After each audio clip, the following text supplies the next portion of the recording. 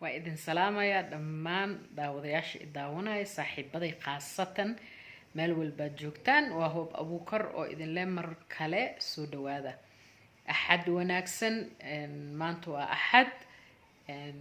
laakiin maalintu way sii dhamaan rabtaa maanta waxaan jeclaystay inaan idin la qaybsado sida hore iga barateen erayadii igu soo jiiday masiixa ama aan aadka uga fikiray oon u jeclaaday oona ahayd erayo xal u noqon kara nolosha erayo joojin kara dhibaatooyin badan marka erayga maanta aan rabay inaan idinla qaybsado waa eray aad qiimo u leh eraygana wuxuu ahaa cadowgiina jeclaada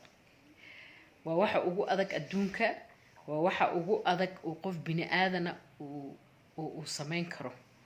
waxaana waaye inuu cadowgiisa jeclaado jacaylka guud ahaan ayaa adag qof in la jeclaado oo waxaan jeclaanaa bes kan ina jecel marka masiixa wuxuu dhahay cadowgiina jeclaada iyadoo awalba oo jacaylka uu adkaa oo bini aadanka waxa gadaal u celinayo oo dhibaatooyinka keenayo oo dagaalka keenayo oo dirirta keenayo inay tahay jacayl la-aan laakiin waxaaba uu darajada kasii sareysaaba aba cadowga in la jeclaado ma aha kuwa adiga ku jecel oo keliya kuwa aan waxba kuugu sameynin marka masiixu wuxuu yiri cadowgiina jeclaada bal ka fikir wax yar oo fiiri haddii qof walba uu cadowgiisa jeclaan lahaa dhibaato maa la arki lahaa iyo dagaal adduunkan waxaan u malaynayaa maya qof kale dili lahaa male because qofku wuxuu qofka kale dilaa ama uu dagaal galaa ama uu rabaa inuu aarsado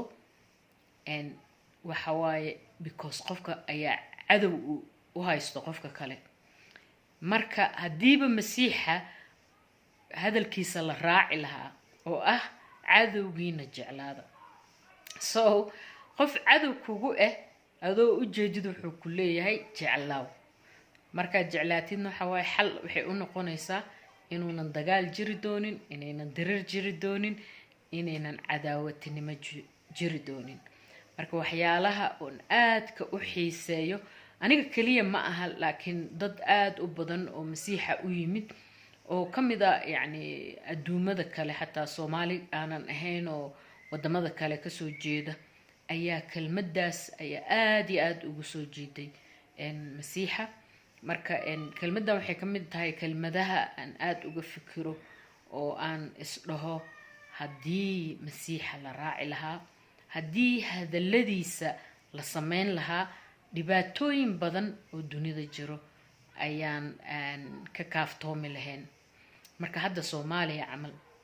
maxaan u baahannahay yani haddii qof walba uu cadowgiisa jeclaan lahaa xataa iska dhaafay cadowga hadduu jacayl jiri lahaa ma qof qarxiyaa la arki lahaa ma qof dilaa la arki lahaa ma qof kale oo ku tilmaamo inuu asaga xumaan sameynaya la arki lahaa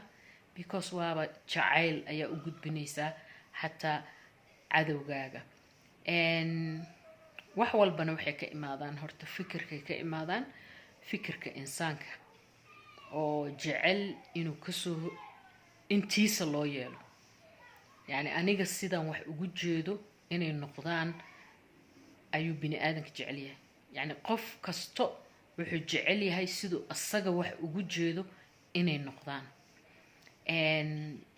qofkii tiisa kasoo horjeesta ama tiisa aanan ku raacinna wuxuu u arkaa inuu cadow ku yahay ama uu asaga kasoo horjeedo marka aayadan waxaan jeclaan lahaa dad badan oo inay ka fikiraan oo ay fiiriyaan waxyaalaha hagaagi lahaa qof walba hadduu cadowgiisa jeclaado ma ahan kuwa gurigeena bes ma ahan kuwa wadankeena bes ama aan isku qabiilka nahay ama isku wadanka nahay bal ka waran adduunka oo dhan qof walba bini aadan ah haddaanan cadow u arkin oo laakiin aan jacayl u fidino marka maanta intaasaan jeclaa inaan idinla qaybsado saaxiibaday kuwa ifiirsanaya mar kale waxaa idin leeyahay axad wanaagsan iyo kulan dambe waa hoob abuukar oo idin salaamaysa